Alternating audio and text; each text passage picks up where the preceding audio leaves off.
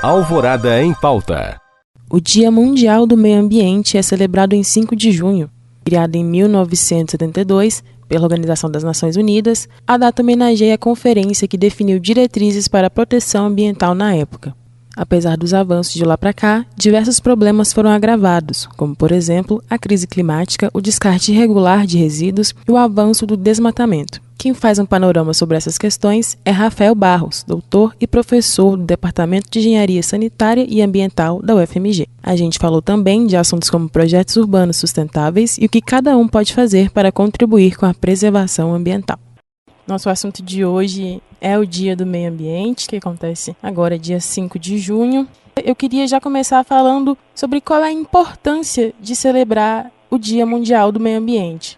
Bom, olha só, o que acontece é que a humanidade vem se desenvolvendo um pouco descolada do seu ambiente. E aí os nossos antepassados recentes começaram a perceber que os estragos, os impactos que nós vínhamos causando estavam subindo muito, aumentando muito. Então o Sistema de Nações Unidas resolveu criar essa data para marcar uma certa consideração com relação ao problema. Houve uma Conferência Mundial sobre Ambiente em Estocolmo em 72. 20 anos depois teve a Conferência do Rio, a ECO 92, cujo tema foi meio ambiente. Então começamos a perceber que as nossas atividades não podiam deixar de considerar os grandes impactos ambientais que estavam sendo causados por essas atividades antrópicas, que é de natureza humana, fora os impactos que a própria natureza já causa por si, né? São leis da natureza e às quais a gente é sujeito. Então a importância é chamar a atenção que no nosso comportamento do dia a dia, cada cidadão, cada cidadã tem a sua parcela de responsabilidade, tanto no sentido positivo de auxiliar a preservação, quanto no sentido negativo. Cada um de nós causa impacto para que a nossa vida seja plena. Então a gente tem impactos na nossa comida, para comer, impactos ao construir, ao se deslocar, combustíveis fósseis, enfim, nosso estilo de vida cada vez mais impactando. Daí a necessidade de chamar atenção para isso, de modo que a gente possa repensar esse comportamento. E a gente, nesse sentido, vem enfrentando uma série de questões na proteção do meio ambiente. Para você hoje, quais são os maiores desafios ambientais que a gente enfrenta e como que a gente pode abordá-los de forma mais efetiva? Pois é, acho que eu concordo com que parece que é um senso comum, o maior desafio é a mudança climática mesmo. Então está provado aí que nos últimos 10 mil anos houve uma estabilidade climática que permitiu à humanidade se desenvolver e se acelerar esse desenvolvimento, né? De tal modo que hoje, em 2023, nós somos herdeiros de todo o progresso que foi feito aí pelos nossos antepassados. Então, a questão climática parece que é chave, né? E aí tem a questão dentro dela, o problema dos combustíveis fósseis, né? Gás carbônico, por exemplo, a emissão de gás carbônico, a emissão de metano, que, entre outras coisas, é derivado da decomposição de matéria orgânica. Então, os lixões, os aterros sanitários são responsáveis, em parte, por isso. O gado bovino, que emite gás metano também. Então, esse é um grande grupo de mudanças climáticas, aí, um grande impacto dentro desse grupo.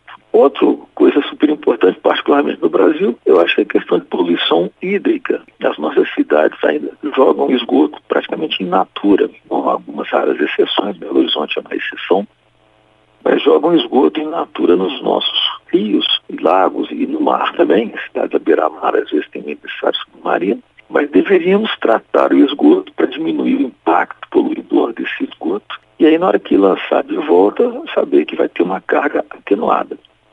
Então, esse é um problema sério no Brasil, que leva à contaminação das águas costeiras e continentais, e das quais a gente se abastece para beber.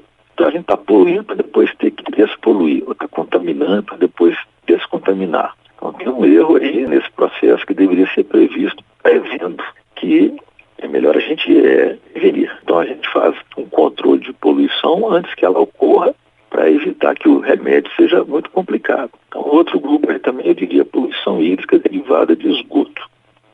E o terceiro grupo, acho que é super importante, é a perda dos ecossistemas, né? A degradação dos ecossistemas. No caso do Brasil, gigantesco Amazônia, super discussão atual. Outro que deveria ser mais discutido, a Mata Atlântica, que tem um estrago muito maior proporcionalmente do que a floresta amazônica, mas ele é mais mais antigo, foi ao longo da nossa colonização. E só mais recentemente que a gente se deu conta que a Mata Atlântica hoje está restrita aí, dizem, 6 ou 7% da cobertura original. E é justamente nessas áreas que foram de Mata Atlântica que tem a maior parte da população brasileira. Então a gente tem áreas degradadas, pouquíssima retenção de água, com um problema de escassez hídrica para alimentar, para abastecer essa população tão grande que está, enfim, do Rio Grande do Norte ao Rio Grande do Sul, né, na faixa mais litorânea, que é onde está concentrada a população. É um problema sério, a gente não se dá conta tanto porque está na zona urbana, não tem esse contato direto, mas é um estrago aí considerado muito grande. E um terceiro nível, assim, mais de comportamento acho eu que é um problema sério, porque a gente não se dá conta de que o nosso comportamento individual é impactante. Então nós poderíamos ter atitudes individuais que, somando coletivamente, tivessem um resultado maior no sentido de mitigar esses impactos. Mas isso esbarra nos gostos de cada um, na questão de publicidade, propaganda, moda, caprichos, estilos de vida, etc., que são não para o engenheiro sanitarista como eu tratar, mas para psicólogos, antropólogos, sociólogos, pessoal de área de ciências humanas que vão interpretar e, enfim, analisar comportamentos aí. O atual governo, ele foi eleito e tem defendido uma agenda ambiental muito forte, de muita proteção ao meio ambiente. Mas ele está enfrentando algumas dificuldades para colocar essas medidas em práticas. Qual a análise que você faz desse cenário? Pois é, o governo federal não é, como o governo estadual também não, e nem o municipal, né, e a sociedade também não é uma coisa única. Então tem grupos de pressão, de interesse, grupos de políticas diferentes que ficam disputando espaços, tentando estabelecer seus pontos de vista. Então o que a gente observou nos últimos dias agora de maio foi uma disputa entre alguns setores do governo pró-ambiente e outros que não têm a mesma preocupação de quem é do setor pró-ambiente. E vamos ver quem vai ganhar, né? Não é uma coisa de um dia para o outro. Então existem conflitos internos aí que não são resolvidos tão facilmente. Temos uma situação delicada porque isso se reflete em nível estadual também, né? E numa escala menor em cada município também pode acontecer isso. Existem princípios da nossa Constituição, de outras leis federais, particularmente tem uma lei, por exemplo, sobre resíduos sólidos, que é de 2010, e que proíbe lixões. E hoje, 13 anos depois, ainda há vários lixões no Brasil. Então, assim como essa de resíduos sólidos, há muitas outras leis que não são necessariamente bem cumpridas, ou são adiadas, ou são renegociadas, aí, dadas as dificuldades da sociedade para se ajustar. E eu diria também a má vontade de pessoas que se sentem contrariadas e não querem respeitar a lei. Uma coisa que envolve, claro, questão jurídica em si, mas essa questão de comportamento que é muito mais complicada do que pode parecer à primeira vista, porque vai afetar interesses pessoais, interesses comerciais, e de repente algumas coisas são absolutamente desnecessárias, supérfluas, e que as pessoas buscam meio assim, sem muita razão, mas enfim, elas têm sua razão, e que tem impacto ambiental muito grande, desproporcional ao que poderia ser. Mas a gente não quer mudar o nosso comportamento. Tem avanços, claro que tem, mas eles são muito mais lentos do que deveriam ser. Quer dizer, se a gente diminuir ou zerar a emissão, não zerar é modo de falar, mas se a gente começar a diminuir a emissão de combustíveis fósseis, mesmo assim, parece que continua um aumento de temperatura por algum tempo, tem uma inércia no processo, até que consiga estabilizar e talvez até reverter. Não, a gente não observa no curto prazo uma mudança tão grande. No médio prazo e no longo, sim, começa a aparecer alguma coisa. Tomara que não seja tarde demais. E agora, trazendo mais para o âmbito municipal, recentemente a Prefeitura de Belo Horizonte apresentou um projeto de requalificação do centro, inclusive da Avenida Afonso Pena. Qual a sua opinião a respeito dessa proposta, considerando os aspectos ambientais? Pois é, olha só.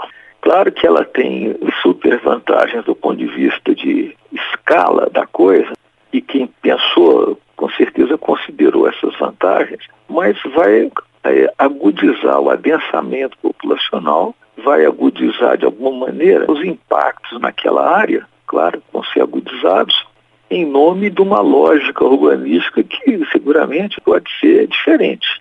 Então tem outros lugares do mundo que falam da cidade de 15 minutos, que deveria haver núcleos urbanos em que as pessoas não precisassem se deslocar mais do que 15 minutos entre suas casas e locais de trabalho, ou eventualmente locais de lazer, que é muito diferente dessa lógica nossa das cidades crescerem um pouco sem controle. E os deslocamentos urbanos ficam gigantescos. Às vezes até não são tão grandes em distâncias, mas com o congestionamento de tráfego se tornam extremamente densos.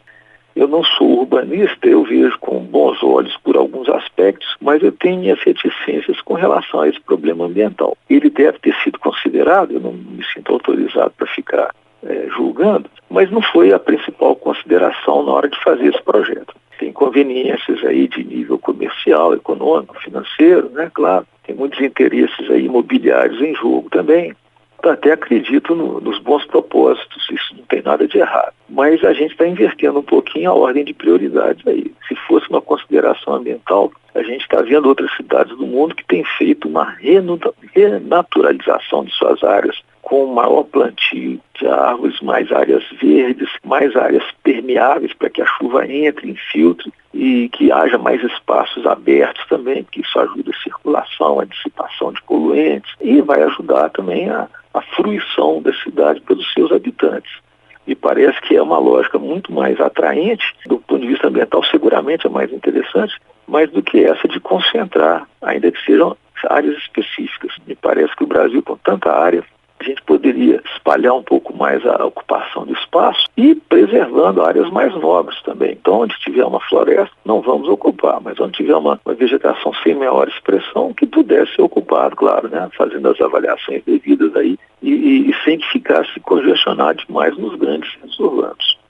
Para a gente encerrar, eu gostaria de saber de você o que você indica que cada pessoa pode fazer para contribuir com a preservação do meio ambiente no dia a dia.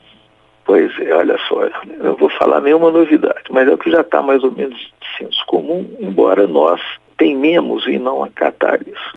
Acho que uma primeira grande sugestão seria das pessoas se informarem melhor sobre as coisas que estão acontecendo. Então a gente vê no mundo inteiro falando que os plásticos são um problema, mas a gente vê aqui no Brasil ainda pouquíssimas iniciativas, tanto coletivas quanto individuais, no sentido de diminuir o consumo de plástico. Então, se cada pessoa tivesse a sua canequinha, o seu copo, né, poderia evitar de ficar a cada consumo de água, de café, ou de suco, alguma coisa que jogasse fora a embalagem depois. Ela mantém. Se a gente optasse mais por bebidas que fossem retornáveis, cujos vasilhames fossem retornáveis, jogar o casco de vidro fora é uma coisa, a meu ver, absolutamente descabida. Então, a pessoa quer consumir a cerveja, que opte pela cerveja que retorna, cujo casco retorna, ou aquela que é latinha de alumínio, porque essa tem um valor muito alto de mercado. Se ela, consumidora, não liga, vai passar logo um catador que vai pegar aqui. E a garrafa de vidro sendo descartada acaba sendo um problema, porque os locais de recuperação são muito pequenos. Quer dizer, se cada consumidor ficasse um pouquinho mais alerta e disposto a contribuir no nível individual, reduzindo o consumo de papel, reduzindo os desperdícios, não falar nada do essencial. Se só reduzisse os desperdícios de comida, a quantidade de comida que a gente joga fora, sendo de boa qualidade, vou falar, ninguém tem que comer casca ou coisa estragada, mas a gente joga muita comida fora. É esse papel mais alerta, mais consciente, mais uma palavra da moda, né, com protagonismo mais ativo de cada pessoa, que daria um resultado combinado com o efeito desejado, que é minimizar os impactos ambientais. Acabar com os impactos seria uma ilusão, não é possível. A gente teria ou poderia minimizá-los bastante. Mas aí a grande pergunta, será que temos interesse? Mexe no nosso comodismo, nas nossas conveniências, nos nossos ganhos. Então é muito difícil isso. Rafael, te agradeço muito a sua participação aqui, falando de um assunto tão importante e atual. E é isso, seguimos aí conscientes e atentos. Te agradeço, viu? Muito obrigada. Aproveitemos o dia aí para a gente pensar no assunto e tomar atitudes que possam modificar um pouco essa direção. Esta foi a conversa que tive com Rafael Barros, doutor e professor do Departamento de Engenharia Sanitária e Ambiental da UFMG. A gente bateu um papo sobre a importância do Dia Mundial do Meio Ambiente, celebrado em 5 de junho. Falamos também de assuntos como crise climática, avanço do desmatamento e o que cada um pode fazer para contribuir com a preservação ambiental. Eu sou Kétria Aquino e vou ficando por aqui. Essa entrevista também está disponível em nosso site, alvoradafm.com.br/podcasts. Obrigada pela companhia e até a próxima!